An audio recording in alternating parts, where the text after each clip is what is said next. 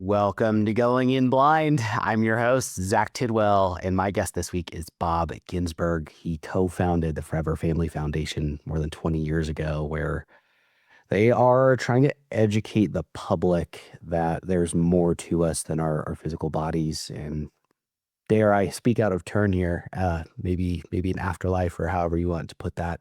And they're funding a lot of research into that.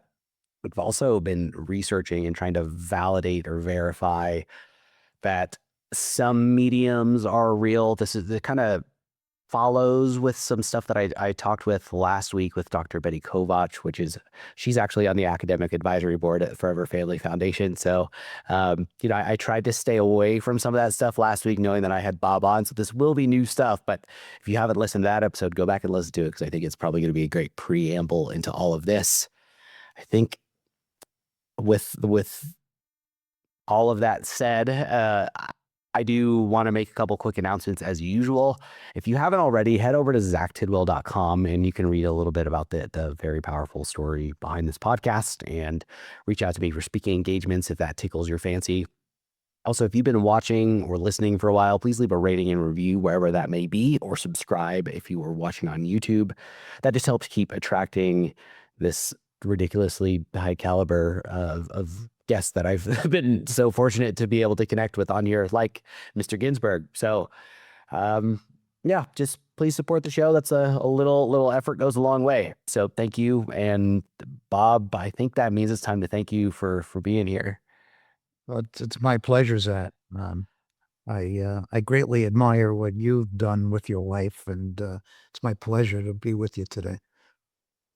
I think this is going to be one of those like very, very, very meandering, probably lots of rabbit holes conversations that I've been not so patiently waiting for this. So I'm glad that the time is finally here. But you know, I know that you went through some very difficult times preceding the Forever Family Foundation, but is there more background that you'd like to give about yourself before getting into all of that?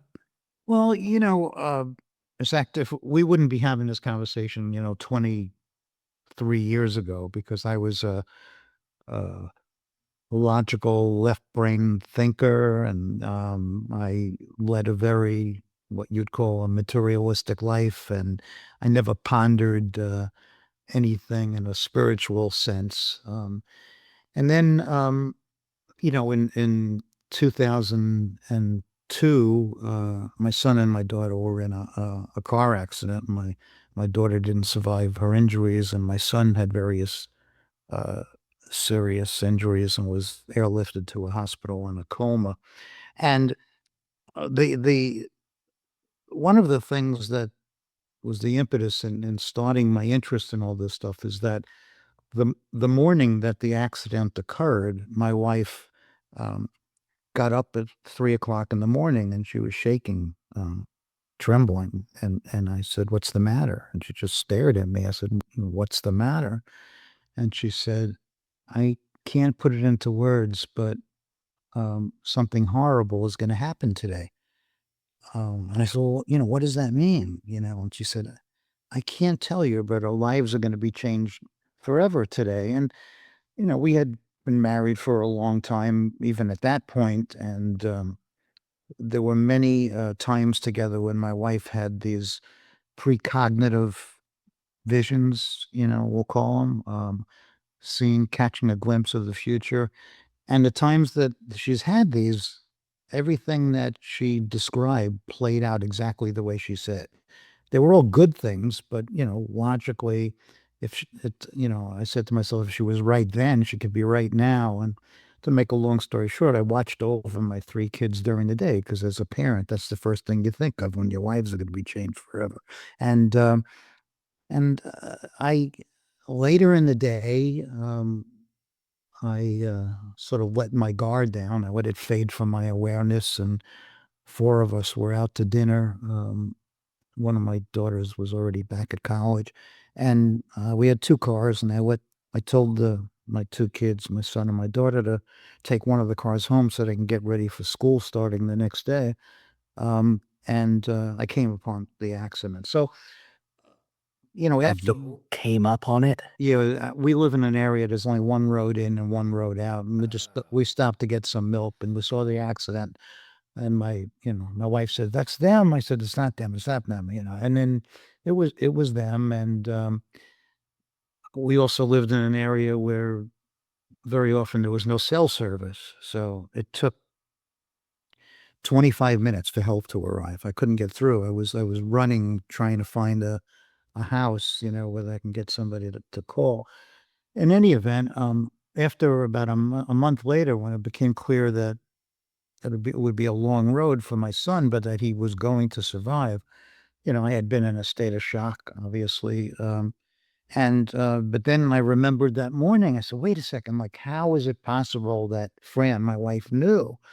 And that started me on this quest where I started reading, hundreds upon hundreds of books. I traveled across the United States meeting with medical doctors and scientists, researchers that studied the mind and consciousness in a quest to find out if there's any credible evidence that things beyond the brain are possible. Um, and along with my discovery, I was amazed at what I was finding, and I kept wondering why the general public was not aware of all these things, um, and that eventually led us a year later to starting Forever Family Foundation, as you kindly mentioned, and what kind of a convergence of science and spirituality, and incidentally, what I found was that sometimes talking to physicists I would swear if I didn't know better that they were spiritualists because they're all talking about the same thing. Us all being, connected, whether through quantum phenomena or whatever, and all coming from a single point of light. And it's the same thing, but in two different words. So it's been a journey. I'm a totally different person than I was then. I never was considered myself to be spiritual in any sense of the word, and today I'm not religious at all, but I'm very, spiritual. I've changed, the way I live, but it took me 7 years, even after we started the foundation, to finally relent under the weight of the evidence and buy into the fact that our our brains and our mind are not the same. Our mind or our consciousness or our soul, if you prefer, can act independently of the physical brain. And I can give you many examples of that, but that's it in a nutshell. Yeah, and I'm sure we'll dig into all that stuff. It's just like, you know, I it's this is a weird one for me too. But I talked about this some with Betty last week, but it's I'm such a skeptical person about this stuff. I guess it's a two-sided coin here. On one hand, I'm so skeptical about stuff like this in general when I hear about it because there are so many grifters in the world. Like Yeah. but I'm at the same time, I'm open-minded to the fact that this stuff does happen. And even there's so much that we still don't understand. I mean, just in general, like about the brain, about ourselves, like the universe, that we have no idea how any of this stuff works. So I am open-minded to the fact that it's real. It's people who are insincere, like blatantly insincere, that kind of make me skeptical about it. But this is another one, kind of like, even with Betty, it was very clear when we were talking, like, zero gut feeling of anything being fabricated. You know how you get that gut feeling, like, talking to people, and it's the same way here. And especially, like, y- no one gets paid at Forever Family Foundation. So for people listening, I think that's an important thing to know. Like, this isn't there's no upsell here. There's no selling point. This is all it's coming from a genuine place. And I think that's really important, probably for the work that you guys do. Yeah. And I'd like to add that we're not really different at all because I'm an open-minded skeptic. I think Mhm. there's a big difference between being a skeptic and an open-minded skeptic. A skeptic, when faced with hard data, will refuse to acknowledge it because it doesn't fit in with their belief system. Whereas an open-minded skeptic, I think we all should be that because we question everything. Because it's only when you question something that you can come to, a belief in something. So I've always done that, and I still consider myself to be an open-minded skeptic. When it comes to non-physical phenomena, um, I um, I first have to rule out all the physical explanations before I can, believe in the non-physical.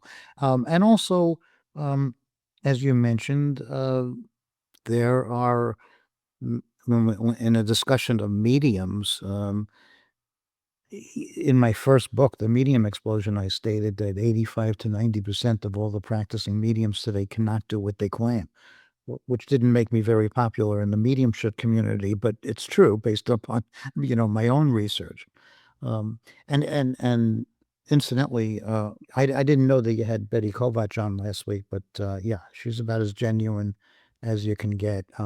She was awesome. Dialed in and to the fact that there are other we're all part of a vast universe that's connected, and she's a brilliant academic as well. So I'm so Yeah. happy you're on.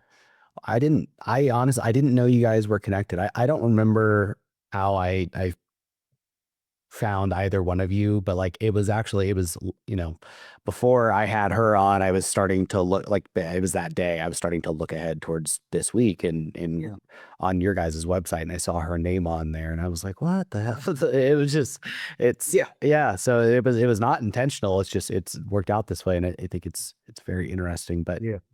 you know, That's what we would call a synchronicity, right? Two seemingly unrelated things come together to form meaning, right? That's what happened. yeah, which her and I talked quite a bit about last week. It's I don't know, man. It's interesting when you stop and actually like take note of that stuff and just I've become more aware or started to notice synchronicities in the last little while here and it's now I told her this too like I can't tell if it's now because I have like started to see or like to be able to look back and connect dots on things where like now I'm seeing them more because I'm paying attention and it's a bias or what but that's kind of a chicken or the egg thing but um like with I want to come back to before we step into some of I guess more so where everything led. Like had you mentioned your wife had kind of premonitions or visions or however you want to whatever word we want to use before the one that she had preceding the accident. Yeah. What? Well, there were times, and see, my question when she has these visions, which is something that I'm sure you contemplated as well, but so when she was getting that information, for instance, about something horrible happening that day and our lives being changed forever, was that in my mind, it was two possibilities. One, there are some people, as she could do, that could catch a glimpse of what we call the future.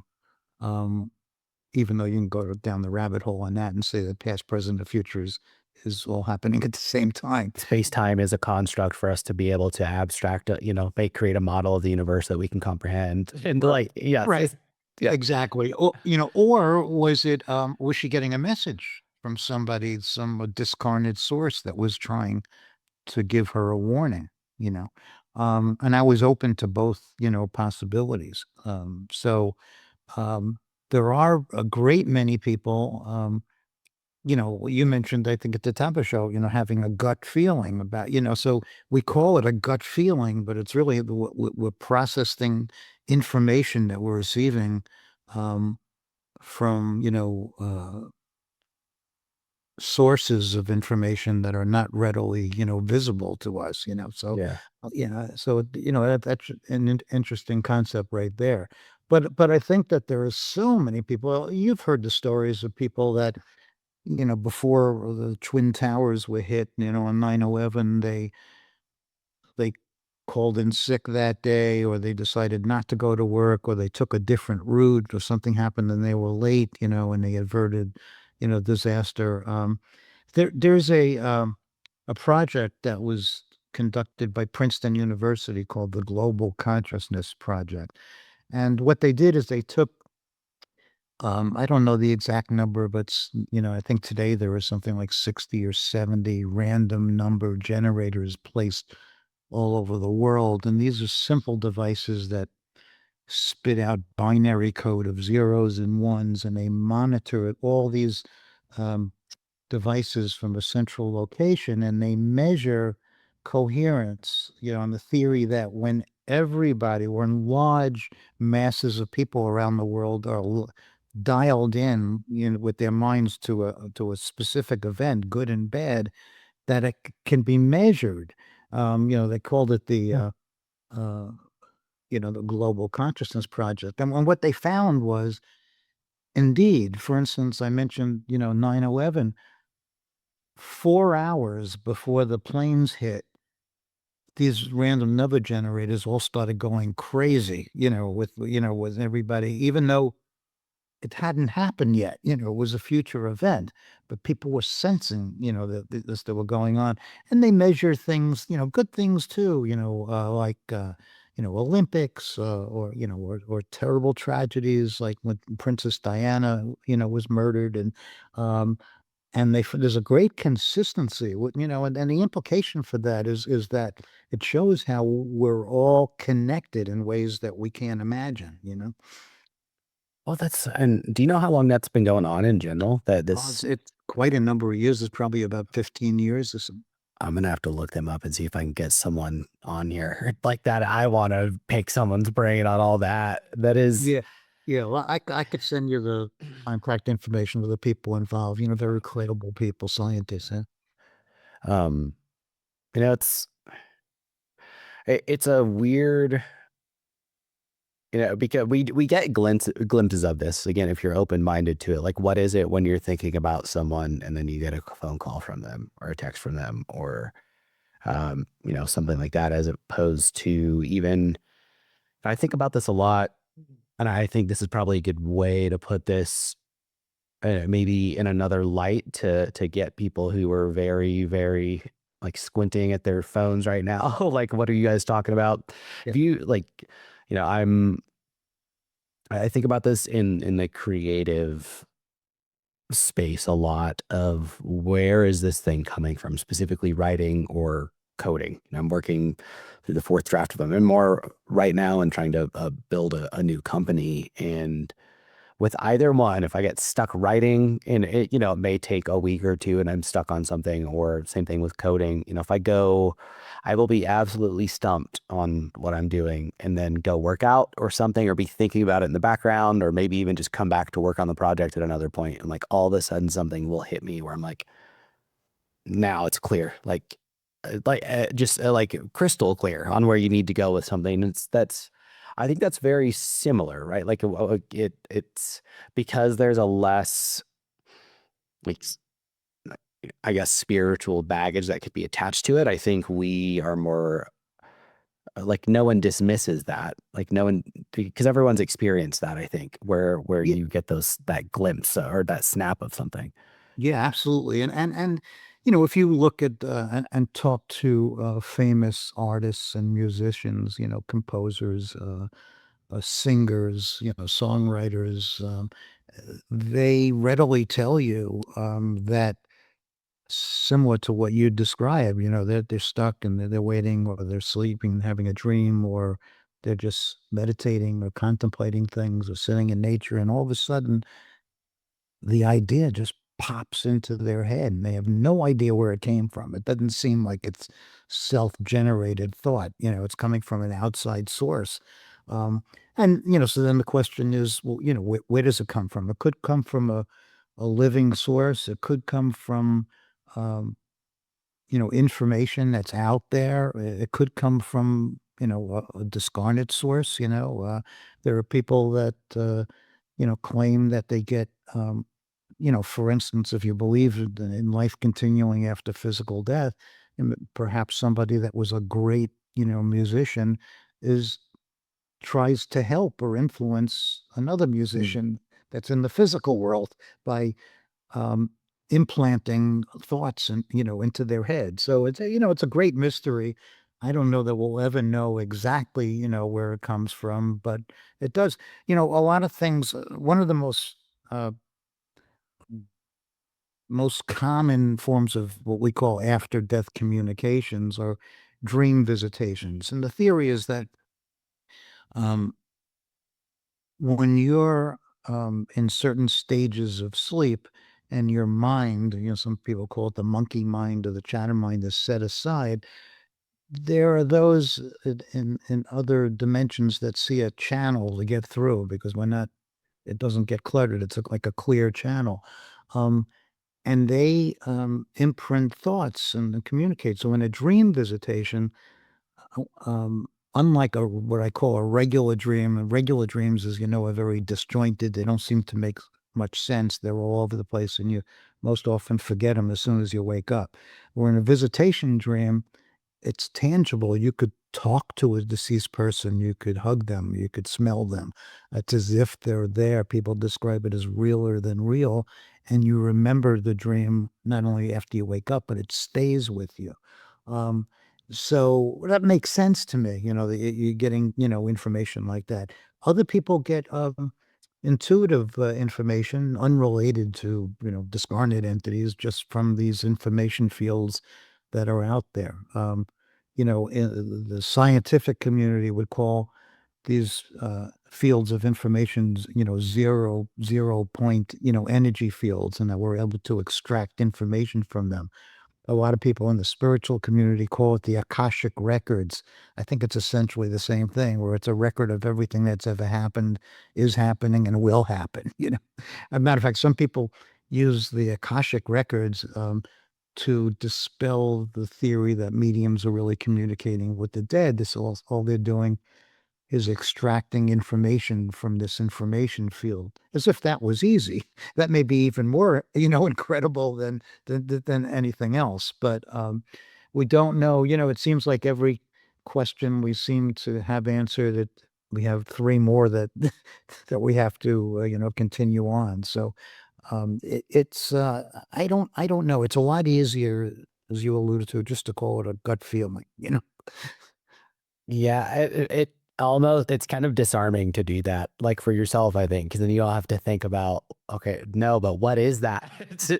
like it's because it opens Pandora's box of where you could pull on that string forever of like because we don't understand really anything. And even now with you mentioned the universe earlier, and I think I have too, like we with the James Webb telescope being out there, we're now seeing that even our model of like the age of the universe has been wrong, or it seems either that or like galaxy formation.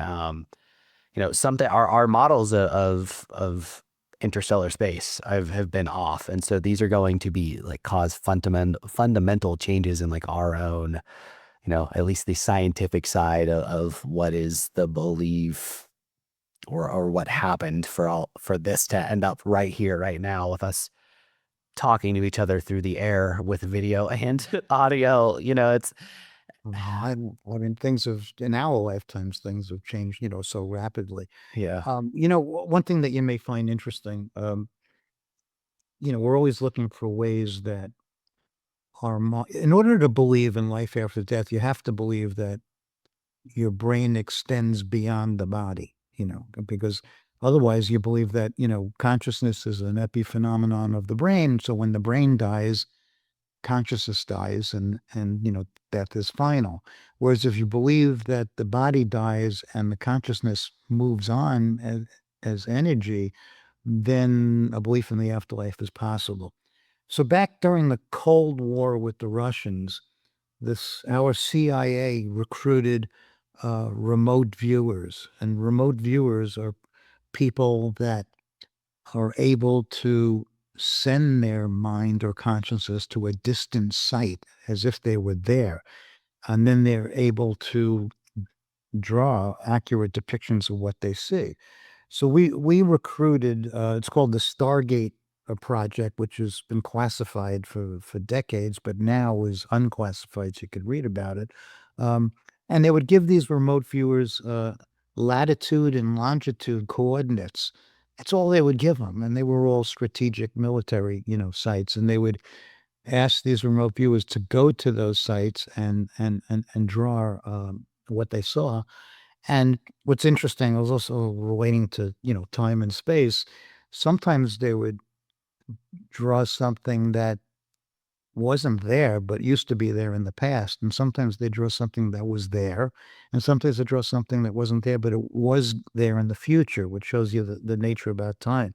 So I decided to do my own experiment. This was back in 2005. And I told our membership of the foundation that every night for 5 consecutive nights at exactly 9 p.m., for 15 minutes, I was going to concentrate and physically draw a picture. Now, drawing a picture is infinite possibilities, even for somebody limited artistic like me. And I told them, even if they thought they had no ability in this area, just to try it. And I told them to physically mail me their drawings at the end of the 5 days. And I purposely wouldn't think of what I was going to draw until exactly at 9 p.m. to an crude way of trying to eliminate the possibility that they were reading my mind, beforehand. Mhm. And so I drew all these things. And on the last day, I decided I was going to screw with everybody. I'm not going to draw a picture. I'm going to draw a geometric shape. And I drew a dot with concentric circles. And it's like spiraling around the dot. So experiment's over, and we start getting these envelopes in, and got a pretty good response. And I'm opening each one, and I was really disappointed. There was some things that I could maybe stretch, but nothing significant. And I thought this was a complete failure. And the very last envelope that came in was from a woman in Bend, Oregon.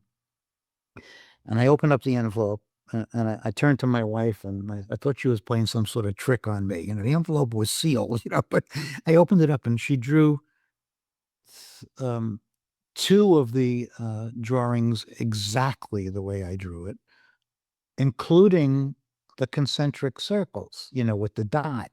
The interesting thing is she drew that on Wednesday, but I drew it on Friday, which raised the question of who was remote viewing whom. you know. And then in the other two images, she had all of the components, but kind of inverted it, which happens often. Or so all the components of the drawing were there, but not put in the correct order. So I said to myself, how is this? I mean, statistically, especially with the geometric shape, that's incredible. One of the other images was a colonial house that was fairly specific, with a fireplace on the left and a pitched roof and smoke coming out of it, and quaint colonial windows and the sun shining in the right, and she got it exact. So that was significant for me, because I said, wait a second, I was in New York at the time. I said, here's Bob in New York with Bob's brain and Bob's skull, and here's this woman 3,000 miles away with her brain in her skull. If our minds were limited to our brains, this is not possible. I mean, if consciousness is contained in our bodies and it doesn't go beyond, it's not possible. So it's things like that show me that it not only that it is possible, but it explains many of the things that we're talking about. Yeah, I don't know what I would do being confronted with that. Like, if I were you in that spot, whereas, like, it's easy for me. I get that I'm familiar, at a very surface level. I guess not, maybe familiar is even not the right word. I'm aware of Stargate and that coming out in being public knowledge now. And I felt the same way that I did about that as I did when, like, all of a sudden the government was disclosing all this UFO stuff, where I'm like, okay, what are you misdirecting on? Or, like, what else is going on? Right. This feels like too overt almost. So I guess I'm probably crossing over to the cynical side of things on that, or maybe because that's where it's coming from. But, like, with to have that slapped in my face like that, I don't know how I would take that. And like for you, because you mentioned like this that shift for you was, 7-year process of reading all of these books and things. Like was that gradual? I mean, obviously you'd accepted probably because some of these original experiences had come from your wife, who obviously you're going to trust more than anyone. But like, Right. what was all that? Yeah. Well, as I meant, I was approaching it from the science end. I wanted people with credentials with, letters after their name that, that had evidence that they could point to see whether this was a figment of my imagination or whether it was real. Um, but I, also, as I tell people, I didn't start the foundation or help start the foundation with my wife to help people. I mean, I readily admit that I was dying myself. I mean, I would go to bed every night after my daughter died, praying to the universe that I wouldn't wake up. I mean, I was as low as I could possibly be. My life as I knew it, was over. So a lot of my exploration was for my own survival. That changed over the years. Where where it became the only thing that meant anything to me anymore was being able to help other people. Which was not something that I would have said, prior to the accident, but Yeah. it's something that changed my life. So, the science end of it opened me up to the other side of it. In other words, incredible things were happening around me that didn't fit into my frame of reference or belief system, so I didn't either recognize them or I dismissed them. But it was only after, um many, many years of all these incredible things happening. I mean, I'll tell you, one of the early things that got me thinking was that I, one of the scientists on our board, we invited him to do a lecture at one of the universities in New York. It was about, the afterlife because he studied that concept, working with mediums, in a university setting.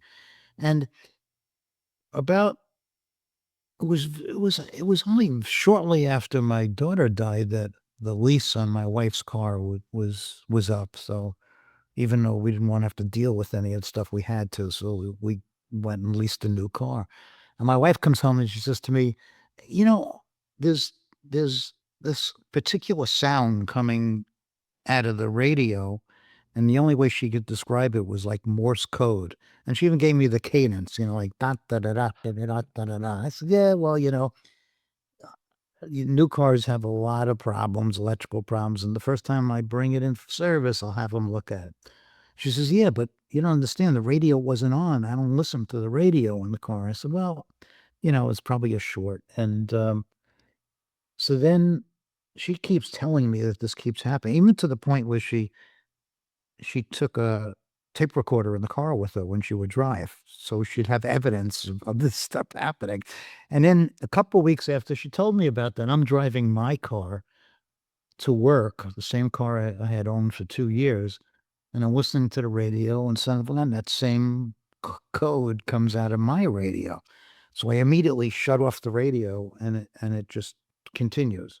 So now it's got my interest, so and then it proceeds to come out of all sorts of appliances in our home. It came out of, um, TVs, whether they were on or off. It came out of our alarm panel. I mean, it came out of a microwave, it came out of a toaster. I mean, toasters don't make sounds. I was about to ask if it was all things that have some sort of speaker, but not a toaster. No, and so this was, I figured there has to be some sort of an explanation, but I couldn't imagine what it was. So when the scientist comes, he was staying in our house, and he was the only person in the world that I told about this. So he thought it was interesting. Then we go to this lecture, and there's 600 people in the audience. I'm sitting in the audience. And in the middle of his lecture over the PA system, there it comes. Da, da, da, da, da, da, da, da. And he just stopped the talk and tried to find me in the audience, and I just raised my hands and shook my head like I don't know. So we go home and we take him home after the lecture is over, and he says to my wife that we have to make an experiment out of this. Now he was working with research mediums, that would help him do his research, and he would communicate with them every day. So he tells my wife to light a candle to Bailey, my daughter, um, and ask Bailey to go to a medium. All he told us was her name was Janet. And ask Bailey to let us know whether she's sending this Morse code. And so Fran followed the directions. She lights a candle. She says, Bailey, look, I need you to do something for me. I need you to go to this woman. She's a medium. Her name is Janet. That's all I could tell you, but it's really important for you to do this and let us know. The next morning, I go into my office, and the first thing I do, like everybody, is I turned on my computer and opened up my email. And the first email was a forward from the scientist of an email that he just received from Janet. And the email said, I have no idea what this is. I've never received anything like this before, but somebody is sending me Morse code. Now, I I must have let out like an audible shriek in the office because people came running in. Like this blew my mind. I mean, if you can rule out the possibility that somehow the research medium and the scientists were in cahoots and they planned this elaborate, charade, which I ruled out, then it was mind-boggling. Is it proof of life after death? Not necessarily, it could be just picking up information from the universe, but whatever it was, it was very, I found it to be incredible. Things like that were happening, and I kept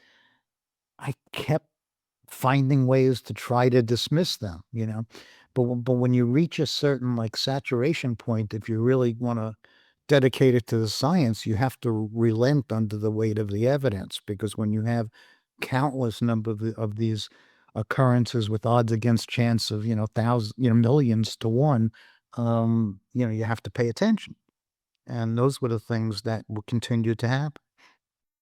Yeah, while you were talking about that, I was like, please let me hear some more right now. I was like, could you imagine if we're sitting here? But the hard thing again with all of this, and I think would probably be, which I guess I'm curious to get maybe what this guy's read was on this kind of stuff, or maybe even some of the other scientists that you've worked with, because the idea of science, like literally science as we know it today, the whole basis of it is that an experiment is supposed to be reproducible. And so like with this, on one hand, I'm guessing if he was working with mediums, was he also validating their skills? And then what was his, did he or any of these other scientists that you've worked with over the years express that,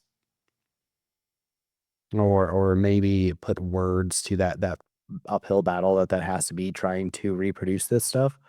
Yeah, well, they were, was a lot of replication of his work, and the scientists at the Windbridge Institute have conducted many years of study on mediums under extreme controlled conditions. They had quadruple blinding, in these, there'd be proxy sitters, like the medium would never even communicate directly, with the sitter, and, scored by, third parties and so forth. Um, and there have been many studies in various universities around the world, most coming to the conclusion that some people have the ability to communicate with a discarnate source without the use of, fraud and deception. I pick the brains of most of these people and develop my own certification process with which we've been doing since 2005. Um, I think our process is more difficult than even some of the universities, but we did not do it as a scientific experiment. When, we're not scientists. We want to replicate the situation of a medium sitting, with a sitter. We do it under controlled conditions. Of course, the medium has no knowledge of the sitter and vice versa. In our process, the medium does 5 different readings for 5 different sitters, the people getting the reading, who we train in scoring. They know about the process of mediumship. They know the difference between specific information and general bullshit. They know that a significant evidential piece of information should be scored more heavily than a general statement. For instance, if a medium is giving a reading to me and they see me, as they do in most of the readings, and they see my approximate age, the medium might say to me, Bob, do you have a grandmother in spirit? I would have to mark that as a hit because it's a true statement.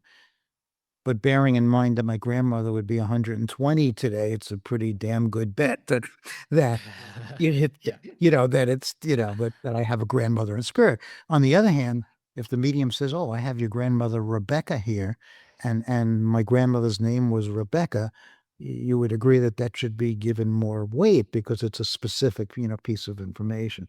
So, think things of that nature, and what we found over the years, bear in mind, we've been doing this since 2005. So that's what, 26 years now.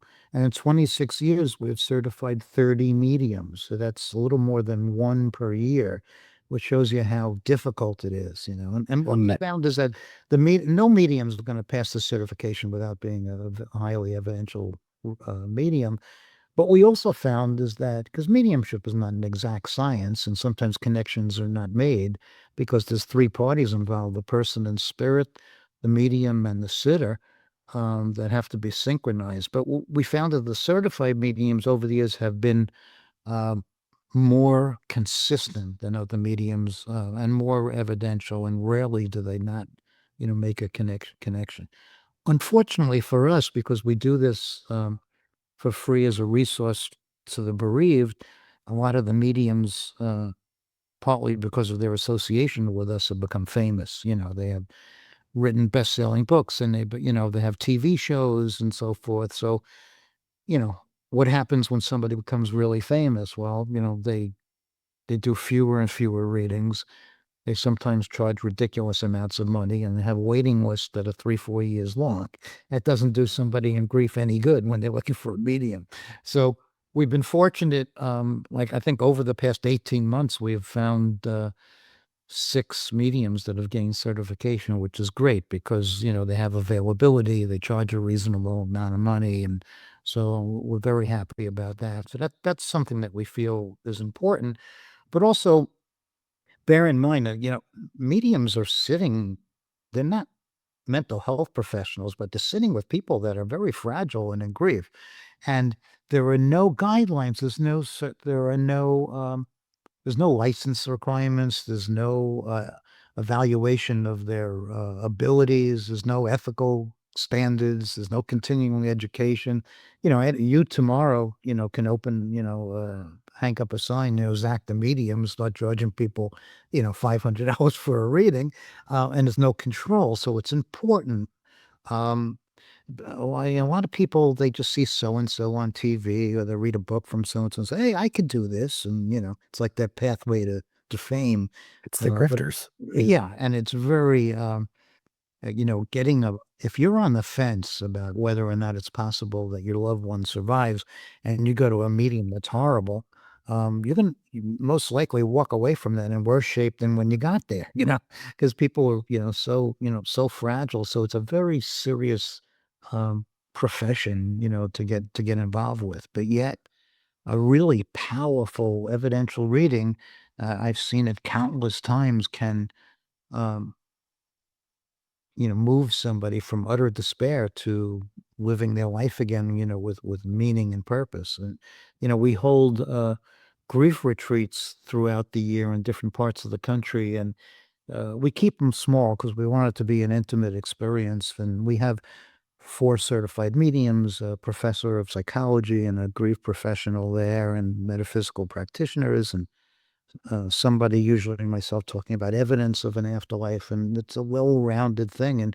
we see the results, from Friday when they arrive till Sunday night when they leave, and it's incredible. Sometimes there are incredible transformations. So that's why we keep doing them. Have have the psychologists expressed any worry, or have they seen this impede people's ability to let go? Well, over the years, traditional grief therapy always focused on getting their patient to disengage from their loved ones and move on with their life, where today a lot of progressive thinking mental health professionals come to us for referrals, of mediums because they integrate these things into their practices. Really? It's part of their treatment protocol. So it's come a long way. But again, it's very important for them to have somebody that's well qualified to do this work, because sometimes, the powerful reading can have more positive effect on grief than the protocol of the therapy. And the two working together, if you get a really good therapist working with a really good medium, a lot of them are kind of teaming up, today. So it's Yeah. challenging. And how many you guys have certified 30? How many have you actually evaluated? Well, that's the only way that, we evaluated them all, Or yeah. So yeah, that's the but only way that. so it's been 100% pass rate that it's Oh, come no, through? no. It's been b- between a 10 and a 15% pass rate. So 85 to 90% of the mediums who have gone through did not pass. And that's where, with your book that you mentioned earlier, that's where that number had come from. Yeah, plus, observations. I mean, over the past couple of decades, I probably witnessed, well over 1,000 readings, and that's what I find, and that's what other people report to us as well. Yeah. And this is interesting because you've gotten to see different sides of it. Like it, have you also, I know you guys met with that medium, Janet, but have you, in grieving Bailey, also met with mediums to have some of these actual sessions, other than maybe communicating the Morse code kind of communication that was going on? Yeah, you remember I told you that I'm an open-minded skeptic, but, Hmm. I also advise. So, believe it or not, over the past, 20 some odd years, I have never gotten a reading from one of our certified mediums, even though I know firsthand because I tested them, that they're great. And the reason that I don't do that is because they know too much of my story, so I could never fully trust the information. Even though I trust all these mediums, implicitly, not to cheat, I would always have that question in my mind. However, before the foundation started, despite me not wanting to go, my wife dragged me to see a few mediums, and I and some were horrible, and, but one medium's a well-known medium. She said 3 things to me that had me scratching my head. I mean, one thing, uh, literally the day before our scheduled, reading, my wife woke up and she said, "Do you smell smoke?" I said, "No." I said, "So what? There's smoke in the house." And I go back to sleep. She gets up. She goes down to the basement. It's permeated with smoke, but there's no cause. She goes up to the next floor because there's 3 levels. Again, it's permeated with smoke, nothing wrong. Goes up to the top level, same situation. She said, "I don't know what it is, but the whole house reeks of smoke, but there's nothing wrong." the medium brings through my daughter and says, "Oh, and she wants you to know that you'll know when she's around by the smell of smoke." I said, "Okay, that's interesting," right there. I mean, it's literally happened the day before. Then I had another situation where my daughter, who was the youngest, my daughter Bailey, she would come to me periodically, just almost monthly, and say, "All right, come on, Dad, admit it that I'm your favorite." And I said, "Bailey, I love all my children. You're never going to get me to say you're my favorite. It's not going to happen." And she was relentless. She'd do it and do it and do it. And I'm one of those people that I've never go back to the cemetery. I was there once or twice, and that over 20, and that's it, because I don't believe she's there. Yeah. Her mind is elsewhere. But the only time that I went back to the cemetery, I was alone there, and I knelt down. I said, "Okay, Bailey, I admit it. You were my favorite." And then the medium says to me, "Oh, and your daughter is telling me that she knows that she was your favorite." Okay, because that was two. And then my daughter, even though she was 15, was a prolific writer. She wanted to be a writer when she grew up. And after she passed, my wife and other daughter went on a computer and found a treasure trove of her writing, which was way above her years. They even published her writing and poetry and essays into a book. But then the last thing the medium says to me, "Oh, and she's so happy that you discovered all her writing on a computer." That's pretty specific too. So three things. And so I drove home that night, with my wife, and I'm trying to find the trick. It's got to be a trick, I mean, how is that possible? So that intrigued me because these were things. First of all, the internet was not that um, pervaded. There wasn't any Facebook or anything where you could look up. Mhm. And plus the fact, how would she look up the fact that the night before there was smoke in my house, or smell of smoke, or that Yeah. it's because there was nothing that they could have discovered or researched. So that really opened, I was glad I got that reading, because that opened me up to the possibility of that maybe some of this stuff is real. I think back, Zach, how my life has changed. I remember about a month before my daughter's accident, I was playing golf with a buddy of mine, and he had just recently lost his wife to cancer, and we were sitting. The golf course was crowded, and we're sitting in the car waiting at the next hole. And he turns to me and he says, "Bob," he says, I got to tell you something." I said, "What?" He says, "I went to a medium." And there's like silence for me. And then he goes, and she knew all of these things that she couldn't possibly have known. And I must have been giving him one of those looks like people give me now, just like the stupid disbelief grin. Come on, Bill. Oh, And, yeah. yeah, and I just gave him a lame answer. "Well, Kenny, you never know."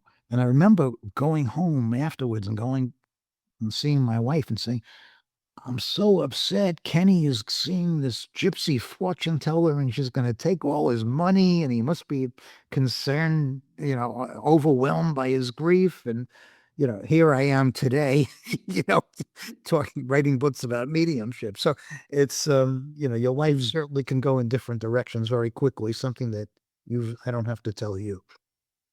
Yeah. That's a good point. You got me. Yeah. Touche. Yeah. Yeah.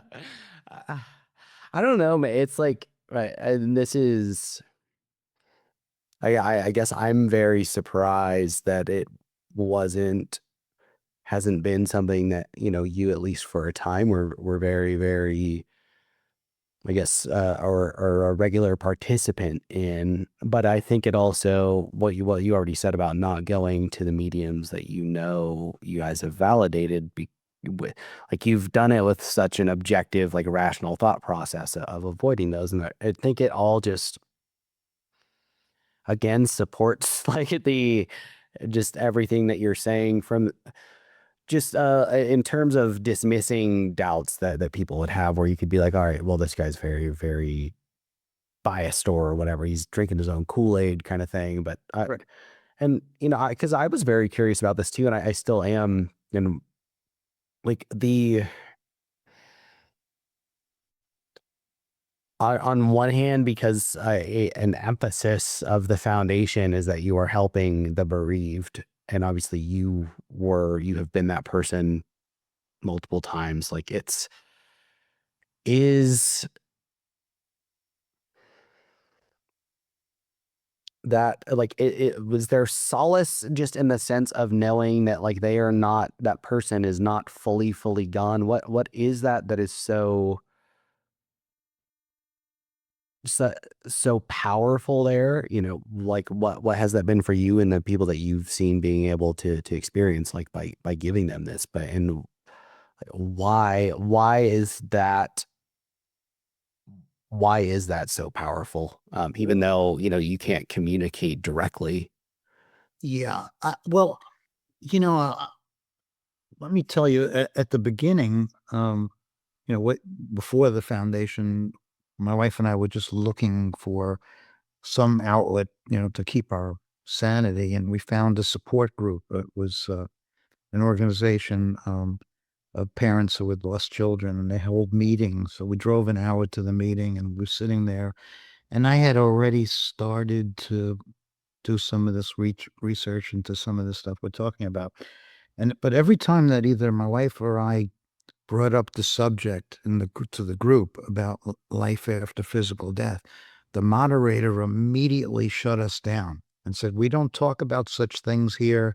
Our purpose is just to teach you coping mechanisms to get on, with your life and coping with your grief." And we thought that was the strangest thing, because in our private conversations with the other parents, that's the only thing that they wanted to talk about. Because Really? what would give you any peace or comfort or hope more than knowing or believing that your loved one still exists in some form? Not only do they still exist, but they're okay and they're thriving. And so we used to stand out. This was in New York at the time, in the winter. Um, and we used to stand down in the parking lot after the meeting was over with every one of the parents, because they wanted to talk about this stuff. We were freezing our asses off. It was 10 degrees outside, and we're out in the parking lot. And yeah, um, then I realized that that is the only thing. I mean, your life as you knew it is over. But if you come to believe that death is not final and that we continue on, that gives you a reason to keep moving forward. And that's what we find, with all these people. And it was the same thing in my case. And we also felt the need to have a safe environment where people could feel free to discuss experiences that they had and learn about this stuff and not worry about being labeled or judged. And we started these discussion groups across the country for that purpose. Um, and because, still to this day, many people have, first of all, there's the fear of the unknown. We're taught to believe that anything that we can't perceive with our known physical senses doesn't exist. So, by discussing things of this nature, very often you're labeled. Also, there's this tremendous fear of the unknown, and that factors into um, things. I once did a survey, a one question survey to our membership, and I said, given the chance, would you rather communicate with your deceased loved one directly or through the services of a medium? And when I devised that question, I fully believed that the majority was going to say directly. I'd rather, but it was the opposite. The majority said they'd rather communicate with the loved one through a medium. So I thought that was odd. I was Mhm. trying to find out the reasons. So I started contacting some of the respondents. But there were two reasons. One, what I just mentioned, that people are, a lot of people are still fearful of direct communication. Some of that had to do with religious convictions.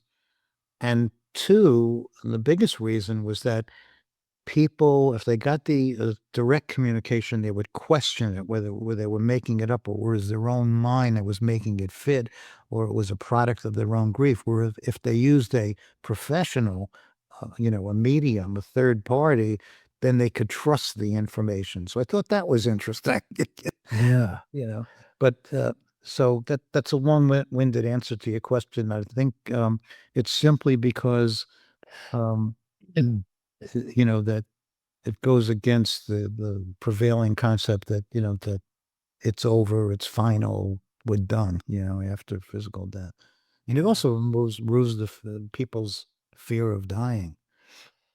Well, and that's where that's kind of why I asked about what the reads have been from the psychologists at these events is like because it is I feel like it could be detrimental almost if someone latches onto that in an extreme manner. I guess latches if you latch onto that as opposed to finding peace in it and where it's okay, now I'm what's keeping me along is going to this medium who could be taking advantage of me over time or just it feels like it could be a very, very slippery slope. And I think, in I don't it's hard. I'm not a parent either. So like I can't put myself in those shoes. I've had discussions with both of my parents of what it was my suicide attempt was like for them because doctors didn't think that I was going to make it. And then when that became clear that I was going to make it, they didn't know if I would,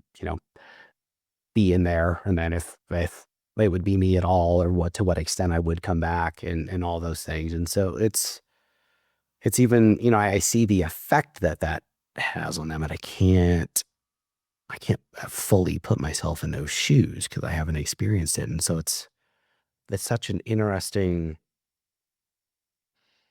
thing because it is, especially, like, is there I don't know if you guys collect data on are the people that come to your retreats and things like that, do any of them already have religious beliefs? And I mean, you mentioned that some of this, if it was coming directly, could challenge that for people. Is that a common, are people more like considerably more likely to already have an established belief of an afterlife that are coming to these retreats? Do you guys get any insight to that? Yeah, a lot of people are conflicted. They know the experiences that they've been having, and they're trying to figure out how they integrate that with their not only their personal life, but with their religious beliefs. Um, yeah, almost all religions believe in an afterlife, but they also come with rules. Mhm. And, for instance, the Catholic Church has a long history of people communicating with their ancestors, and there's saints that perform levitations and all sorts of things. But the church always had the attitude, of, yeah, this stuff exists, but it's okay for us to do it, but not for you. So Yeah. there were, I mean, I think of spirituality. The only difference between spirituality and religion is that spirituality doesn't have any rules. At its core, it's still based on love and compassion and empathy and so forth. But um, going back to what you said before, it could be a slippery slope. There are people, I became aware of this very early on, that they become defined by their grief. Their grief becomes who they are as a Mm. person. And to people like that, if I suggest to them that their loved one still exists in some form, they find that hurtful, and they might get angry, and they might say, "How dare you? Say my my partner or my parent or my child is dead. I'm never going to see them again." And as if suggesting otherwise, that they still survive, lessens the depth of their grief. And for those people, unfortunately, the most of them stay like that, for the rest of their life, and they don't really make any great strides, in getting on with their life. So, Yeah. That's a it, that's a mindset thing. Like that's something we see in context outside of this too, though, where if you're choosing to be a victim of your circumstances and that's so I don't like that's not like that's deliberately attributed to these people experiencing these contacts, which I think is, you yeah. know, good. But if you don't, if you don't want, if you don't mind, I'd love to ask you a question. Go for it. Uh, so in view of your own life and you know the accident and the challenges that you've had, have you formed a belief as to whether this was random or was it part of some sort of a plan or a design? Um, I've been very, and so it, just so we're on the same page, it wasn't an accident. Like I planned to kill myself. So Oh, that wow. was, Okay. Yeah. it was, it was on purpose. I, s- I don't think it was, I guess but I've had experiences, I guess, and I don't mean that in an abstract way. I've had conversations with people that have maybe made me think a little differently. So I was kind of raised to be Christian. We tried churches and stuff like that, but we never really regularly attended church. When I was in the Marines, I got baptized while I was at the School of Infantry because I thought that I was going to go to war and probably die. So it's like, all right, well, this should have my bases covered. But as I got a little older, That's like waiting till the last seconds. I'd say I was learning to be a machine gunner, and like was like they offered baptisms one Sunday, and I was like, I'll go get baptized. That seems like I should do that. But the as I got a little older, I kind of in my a bit naiveness of thinking I knew the answers, I was definitely like an atheist, and now I think that is naive to think that you know for sure that there is nothing. That's the difference, between being agnostic versus being Yeah. an atheist. So I'm I'm now at a point being older that I am, and it's been almost in a couple days here. It'll be 7 years since I shot myself. So it's been, I've had quite a bit of time to think about this, and I have quite a bit. I still, because people say that all the time of like, oh, it must have been for a reason, or this obviously happened for a reason and stuff like that. And I think I struggle with it from the perspective of one individual having like, if there's some big grand plan to things that like one person out of the billions and billions of us that have existed on this planet like has a role. But then a couple conversations that I've had with other people where they've made me think differently is other people kind of talking about their own shifts or their own experiences with things and being like, one gentleman on here that I had early on in the show, this Tony Lynch, and he talked about the experience he had with what he believes it was God. However, I don't remember exactly how he framed his belief of what God was, but like that if there was a God, this was it. And that he kind of had that mindset of, well, why'd you do this to me and this to me? And how come I had to be molested as a kid? And how come you took my son and my brother and everything else from me? And that this voice to him said, oh, you thought that was about you. You think all of this is about you. And it's not, painting to him that yes, these things have happened to you, but it's not because it's on that micro level of it being about you. Here's the downstream effects of those things. And so I'm still not at a point where I feel like I feel that way, but I've thought upon that stuff a lot. And I think that's kind of where I struggle with the, Yeah. Well, because I'm always curious about people that have, overcome challenges, like where the inspiration comes from. I mean, you've done things with your life that people can't even, sighted people couldn't even imagine doing, and you do them regularly. I'm always curious what drives you, like does that inspiration come from within or from the outside, So it's interesting to contemplate anyways. yeah, I don't know. I was raised, my parents had like very, very high standards for me. And my dad is very driven. And I think Yeah. that was instilled in me. And then the Marine Corps really like emphasized that in me. So like, I think some of that was also, for whatever reason, I've been drawn to service. I chose to go into the Marines and specifically the infantry. And then when I got out, I was in school I wanted to become an ER nurse. I was in college for that. And then went to for psychology for a little bit after I was blind. I think it's always I've wanted to do something that is helping other people, and so that's kind of just where it's naturally led to, and kind of like I think he may have said this earlier is that this, your own efforts kind of saved you. I can't remember. Did you say that?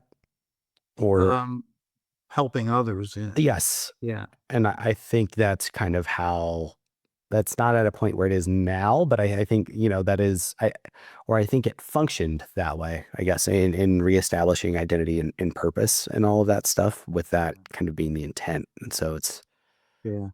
it, Are you familiar with the work of Dr. Kenneth Ring? Um, you know, I'll, oh, um, you or your audience, may not be familiar with near-death experiences, which are, yeah. I'm sure you are, so near-death experiences are, to me, incredibly evidential because the um, the person who was dying, as according to medical science, dies. They meet every definition that medical science has for death. They have no brain waves, they have no respiration, they have no heartbeat, they have no reflexes. Medical science says they're dead, and yet those that wind up being resuscitated describe, among a great many things, being, you know, uh, having 360-degree vision, having clear and lucid thinking, clearer than they ever had before with a non-working brain. Many go through a life review where they feel the hurt and the good things that they imparted upon others. But a commonality is leaving the body and having actually viewing from a different vantage point. If it's in a hospital, they could see the what's going on in the operating room. The reason I brought up Kenneth Ring is that he did a scientific study on people that were blind, who were had been no sight since birth, Mhm. had resuscitated after having near death experiences. And they come back, the majority got resuscitated and describe seeing everything that went on, including the colors everybody was wearing, describing all the equipment exactly, the going in and out of the personnel, which to me shows that we do separate, from our body, and we don't have any of the bodily limitations, where we shed the body and we're pure, thought, energy, and consciousness, So that I always found that, real interesting because how else can you explain somebody that never saw in the physical world suddenly be able to see, when they're outside of the physical world? What do you think? Yeah. And I had Dr. Bob, I think it's pronounced Copez, it's Coppes, if I remember correctly, on here a couple months ago. And specifically, it was all MDE research and like the implications of all of it, and specifically these out of body experiences, like they're able to validate these things where Yeah. it's like kind of like you do with the mediums, where it's like, okay, like, except I guess in the yeah, in the likeness of like, okay, how would this person have known? And obviously, a totally blind person would never have been able to see anything that was in that room. For them to be able to describe it is Right. incredible. And like, that's so interesting because like they don't even really they have no comprehension for what a color is, and it might be in them in their genetics encoded somewhere that there's a memory of what red is, but like they don't. That's I'm gonna have to look him up too because that's freaking fascinating. Well, there were some. I don't know if you ever got a chance to watch the "Surviving Death" docuseries on Netflix. We were part of that. I let them film one of our grief retreats and so forth. But there's an excellent episode on near death experiences. With some really compelling cases. There's one case of a woman who had a really serious operation, and they drained the blood from her body, and she. Um, After being resuscitated, described floating above the hospital, and told the nurse that if she went up to the ninth floor and looked on the wedge out of a window in a specific room, she'd see a pair of sneakers. And she described the color of the sneakers, how one was crossed over on top of the other, and the way the laces were formed. So the nurse decided to humor her, and went up to that exact location, looked out the window, and there was exactly what she described. Oh, So if you can eliminate the possibility that she was in a helicopter beforehand and saw that, I mean, that's pretty amazing, you know.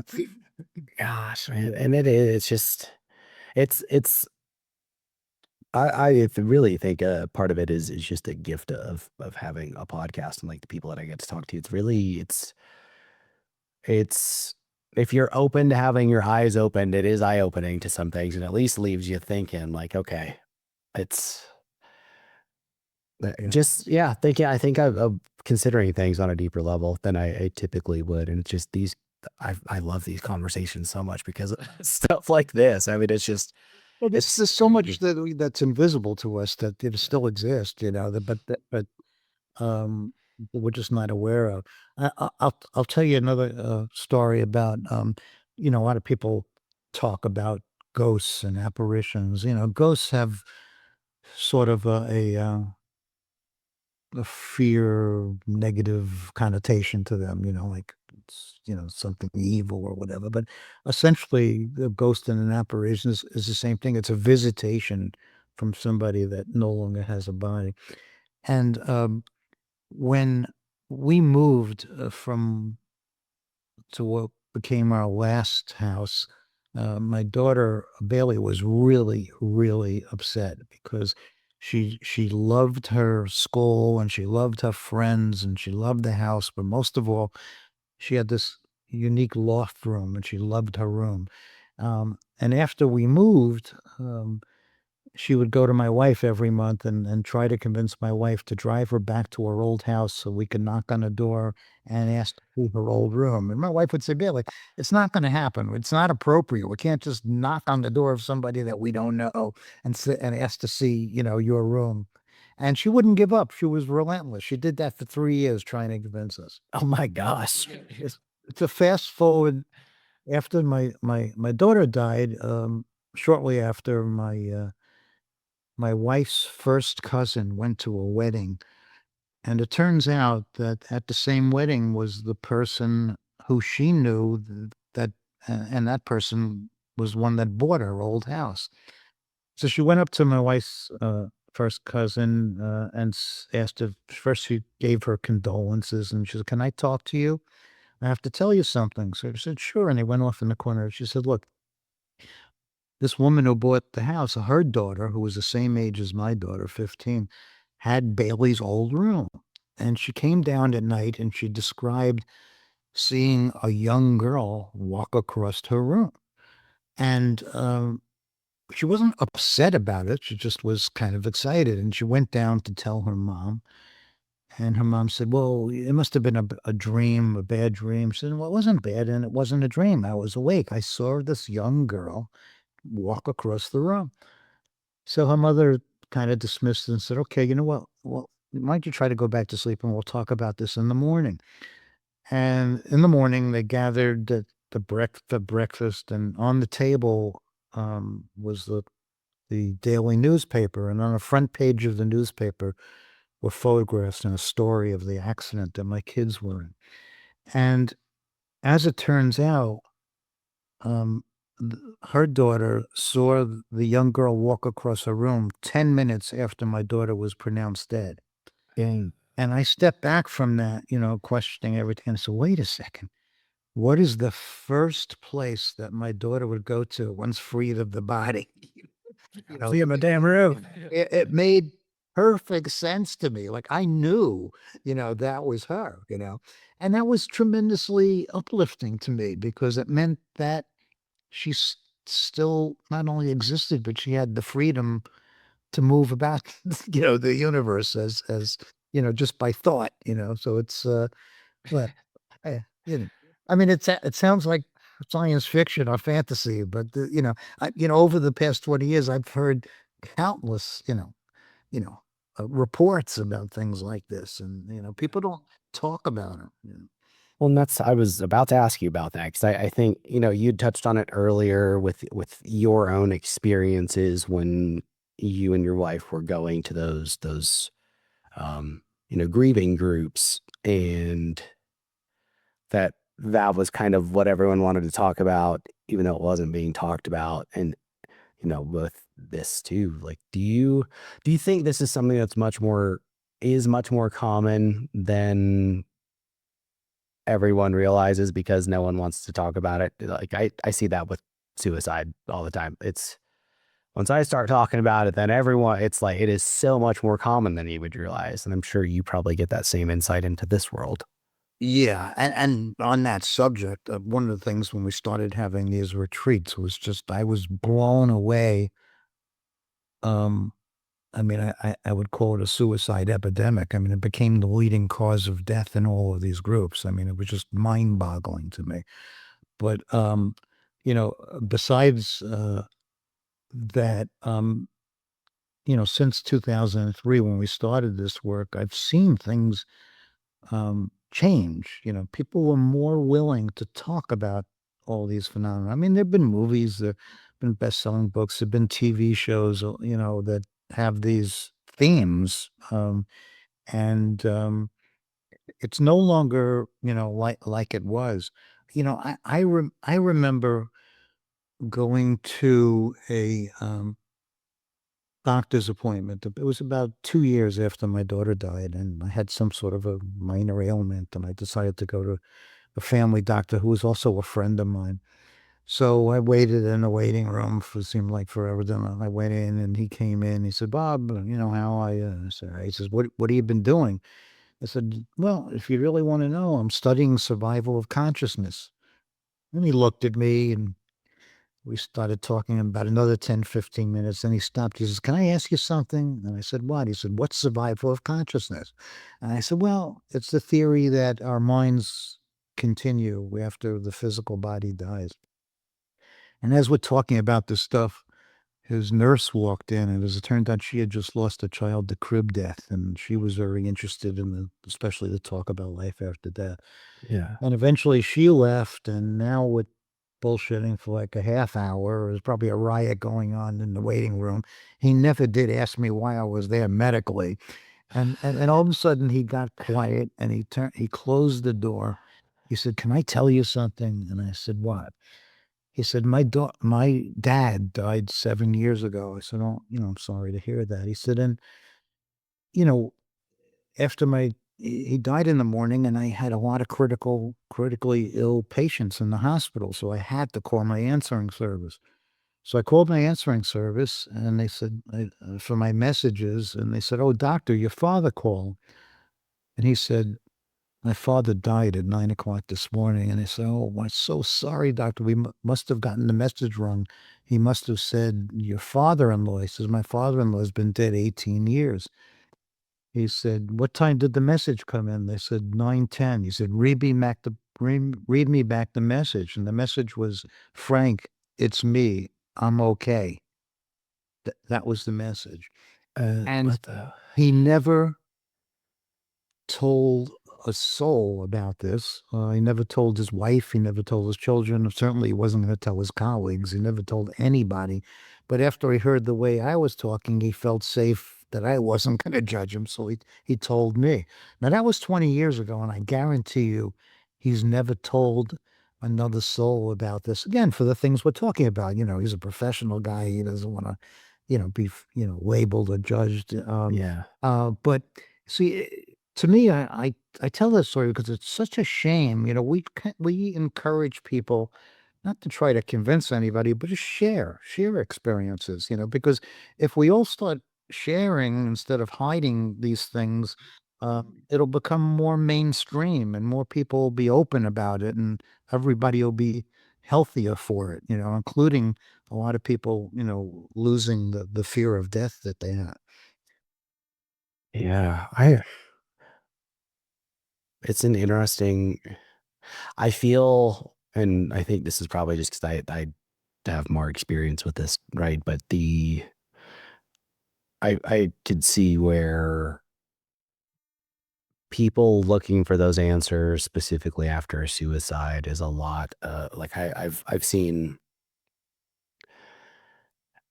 a very, very common thing with suicides is that those left behind, specifically the people closest, i.e., the parents or a spouse or something like that, or a sibling, are racked with guilt that is understandable but entirely misplaced. Where it's what could I have done? I should have done this. I should have done that.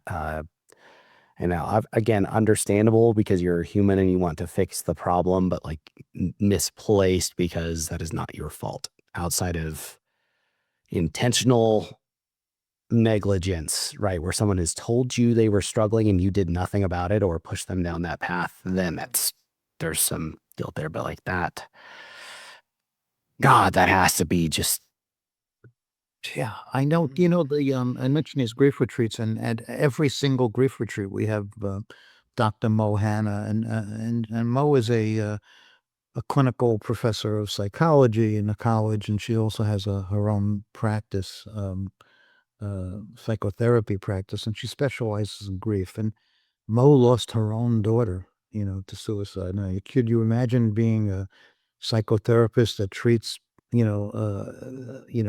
patients in similar situations, and being helpless to, prevent, so you can imagine the load that she had on her plate. And as you mentioned, I mean, loss is loss. I mean, every loss is horrible, but each comes with its own unique sets of things, and the guilt involved with a suicide loss is just incredibly sad,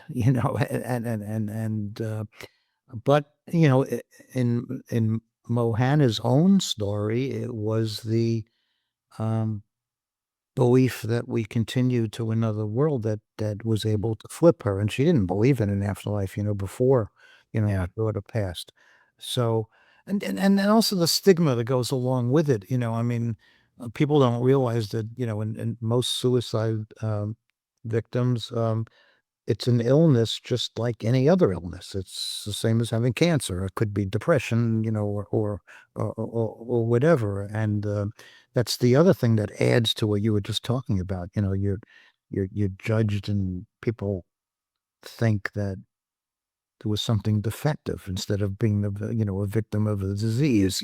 So it's and I don't know what your experience is, but I don't see it getting the frequency of suicides is not getting any better. If anything, it's getting worse. So Yeah, I think it is. And it's tough, the VA reports numbers, but it's also in the interest of the VA for those numbers to be going down. I know that the number while I was in the Marine, and again, that's really, this is one small subset of the population, but this is the population I was a part of and that like I'm most familiar with, right? Was veterans was 22 a day while I was in American veterans and service members, like active duty still. But I heard during COVID it had gotten as high as 40 a day. And I've seen other numbers since, from the VA that say it's going down, other numbers from other places that say it's going up.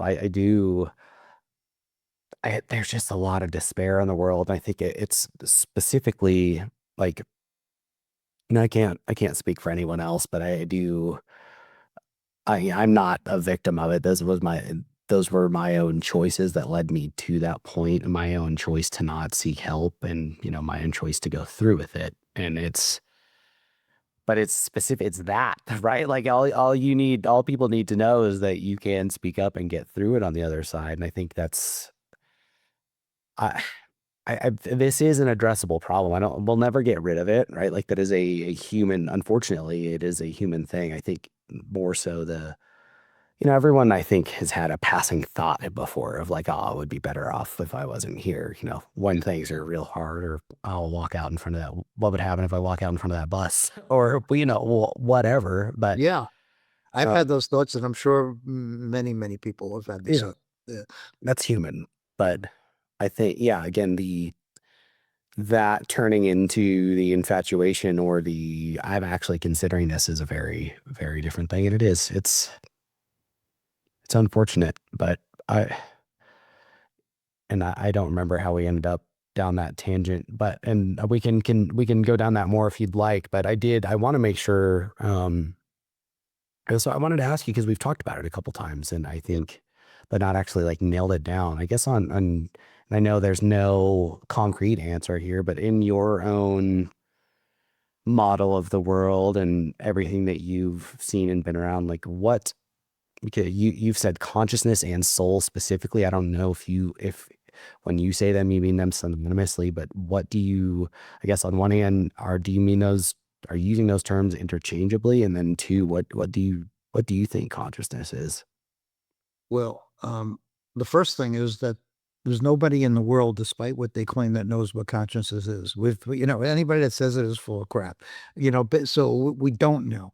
I personally use the term mind, consciousness, and soul interchangeably because I just think of it as what the part of us that's not physical, that goes, beyond the body, the part that continues on.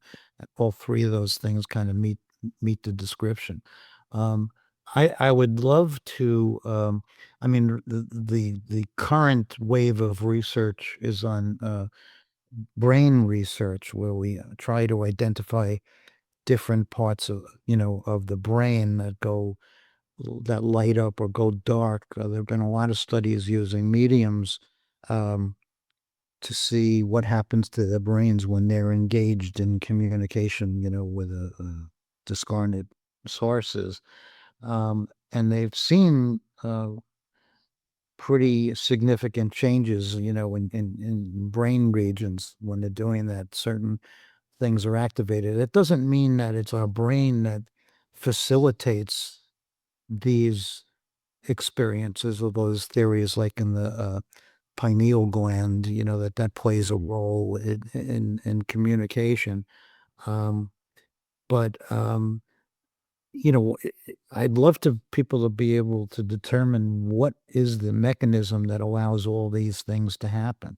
There's a uh, Rick Strasberg, who's a medical doctor, wrote a book called The DMT Molecule, and we all have this psychoactive substance called DMT. I forget the chemical name of It's DMT, but dimethyltryptamine. there you go. So, but not only do the humans have it, but plants have it. All species have it. Mhm. And when I interviewed, Rick, I mean, the question I had is,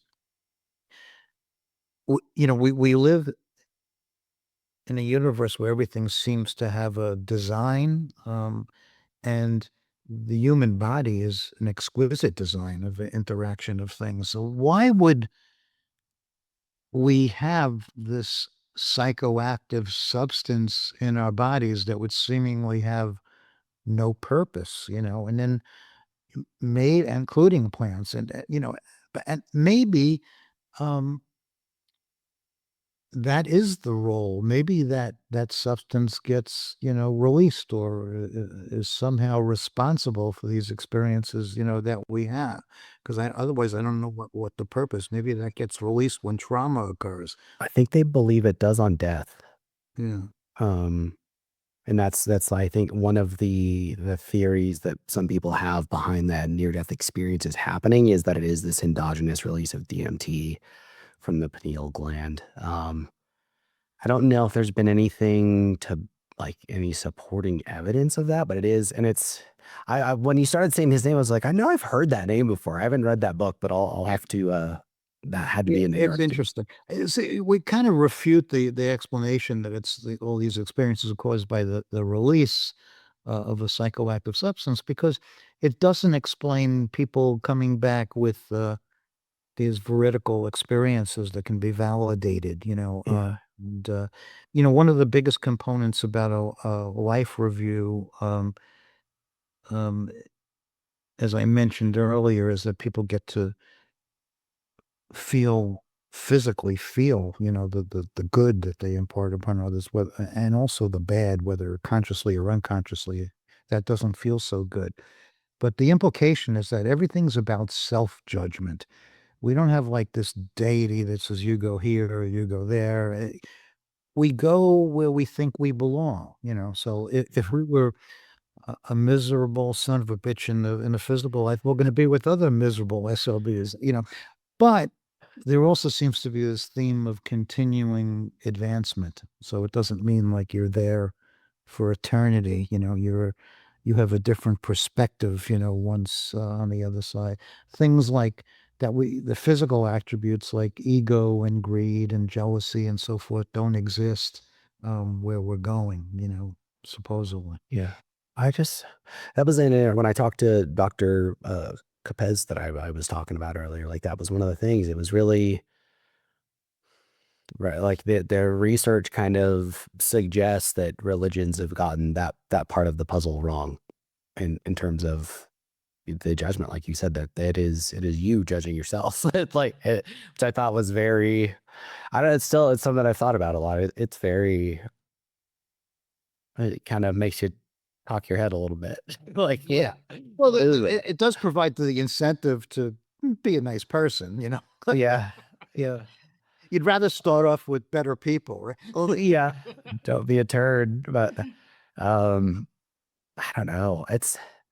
I do wonder sometimes, like, and I've heard other people talk about this. It's not like I'm coming up with this idea, but that because the brain, our body is obviously our way to interact with the world, but it's our really our sensory input for the brain. Like that is our sensory system, right? Is the body. The brain is in there, but that the brain is almost like the hardware and the software, the consciousness, that the brain is almost an antenna for that, and not that Yeah. it is coming And from the brain. Yeah. and there's also the theory that, the brain is years ago they used to call it a reducing valve, but it's a filter.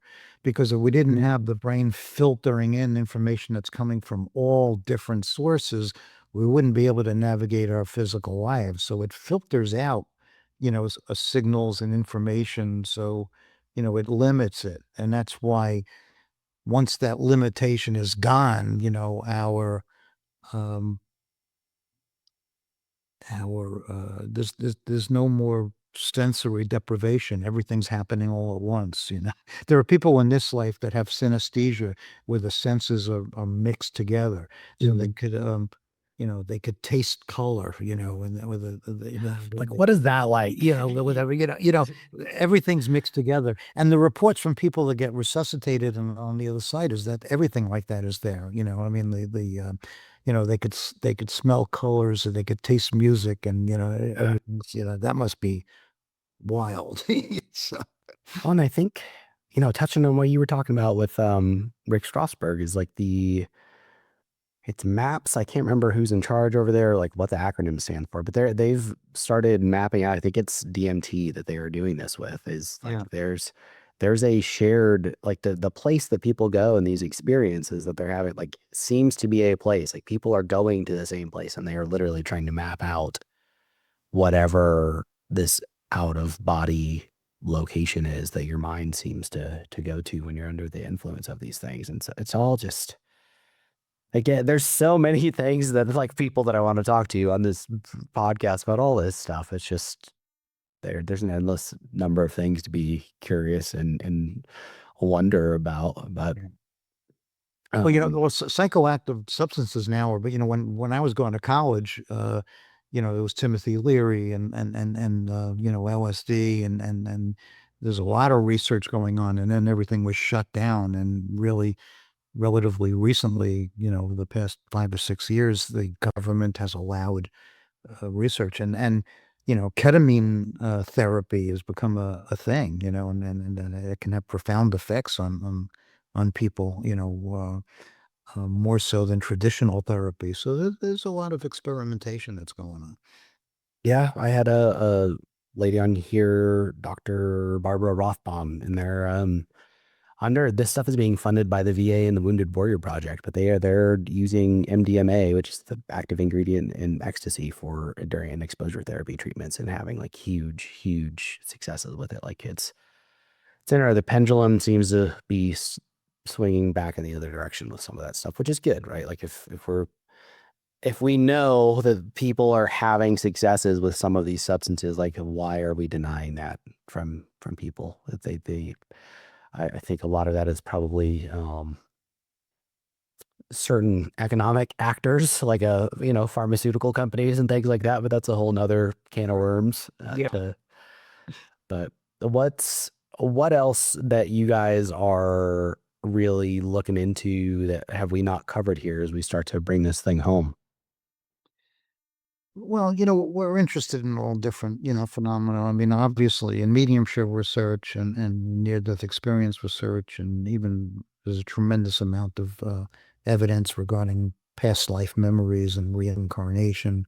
After-death communications. There's electronic voice phenomena of people, discarnate sources being able to imprint voices on recording devices, and I've listened to quite a number of them, and that's also quite extraordinary. Um, but I think that, things like after-death communications are anecdotal evidence, and, so scientists tend to dismiss it because it can't be replicated in a laboratory.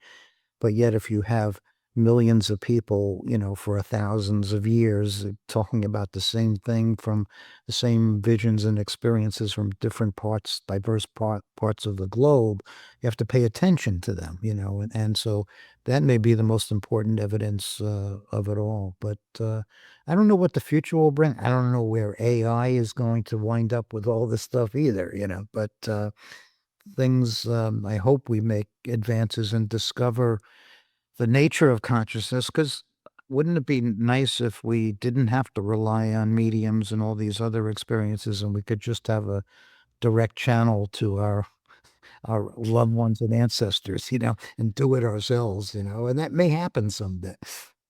I've never even pondered that being a possibility. That would be insane, dude. I mean, it's like that's in general when you try and like think forward to where tech is going to go. Like it's impossible to fathom. But that's the first time I've ever heard of someone entertaining that idea. Yeah, that would be something. Yeah. And Well, I more so for me with the AI, it would be intriguing because it just so many amazing computations at such a rapid speed that in the search for the nature of consciousness, it might be able to help. that would be so crazy. Who knows? Maybe you just made a prediction. Like 10 years from now, we'll Yeah. have to come back when you can talk to your ancestors thanks to some research that LLMs uncovered. Uh, what else? Where or if, I know you guys have it's, it, is it a podcast or a radio show? I mean, Well, it's both. I mean, it's a live radio show. We've been doing it since 2005, and we have 5 different formats of the show. And it's the people can find the past shows on our website. We also, as I mentioned, we do retreats. We hold webinars. We're doing. We haven't worked out all the details, but in October, we're going to do a psychic development convention in California where people who have these intuitive abilities can come to learn how to harness them and to how to help enhance them, as well as people who think they have some mediumship ability. We'll have a lot of certified mediums there, to help with that. So that'll be interesting. But we just, every day, I'm sure it's the same for you. Every day you learn something new. Every day you have more questions, and we just keep plugging along. yeah, they keeping at the grind is the way it goes. But and that's Signs of Life Radio. And then, I mean, the Forever Family Foundation is the first thing that comes up when you Google that, so it's pretty easy to find. But what else? Anywhere else you want to send people? Well, our website is Forever Family Foundation spelled out .org. Um, I maintain a personal blog website called beyondthefivesenses.com, and that just lets me get out all these thoughts so I don't explode, so that's kind of fun. And I've written two books, one I mentioned, The Medium Explosion, and the other is My Life Here and There. First half of the book is autobiographical. The second part is, without giving it away, is more of a novel, and that's involving the afterlife. So that's a kind of a unique book. And that's about it. And membership in the foundation is free. We don't charge for membership. We try not to make it about money, um, withhold information from people, that can't afford it. So on the website, you'll find links to a lot of the things that we're talking about. There's also a recommended reading section, which is by category, depending on what you're interested in. Yeah. You got another book in there somewhere you're waiting to crank out? Yeah, there is. There's a novel I started 2 years ago that I'm so damn lazy every time I keep putting it off. And one of these days, I'm also busy, so I have to. Sounds like it. Yeah. Oh man, writing's I've noticed the rewriting process is freaking hard. So that's an undertaking. Obviously, you've cranked out a couple books. Yeah. I Well, just I mean, I studied journalism in college, and I always wanted to be a writer. And I was in traditional corporate world for 40 years. And then after I retired, I got to live my dream again. I started writing, and I write all the material for the foundation and the books and the articles, and so sort of living that dream. I'm I done. love it, man. It's just I'm done with the money making part of my life, and uh, I mean, that's how you're supposed to roll things out. It's awesome. You're doing the right things for the right reasons, and I'm so glad that we were able to meet again. I don't remember how I found you, but so glad, so glad I did. This was great, and thank you for coming on. well, thanks. It was a great pleasure, Zach, and meeting you. I hope to be in touch, talk to you more. Yeah, and thanks everyone at home for listening to another episode of Going In Blind. It's a whole lot there. I think you know what to do. Go back and listen to it again if you're curious. Share this thing around with people because there's again this they're doing everything for the right reasons. Nobody's making money off of this. This show's all about spreading curiosity, and I think Bob's doing it. So yeah, if you haven't already, please rate and review the show wherever you're listening. If you're watching on YouTube, subscribe to the channel. And other than that, I will see you next time. Bye.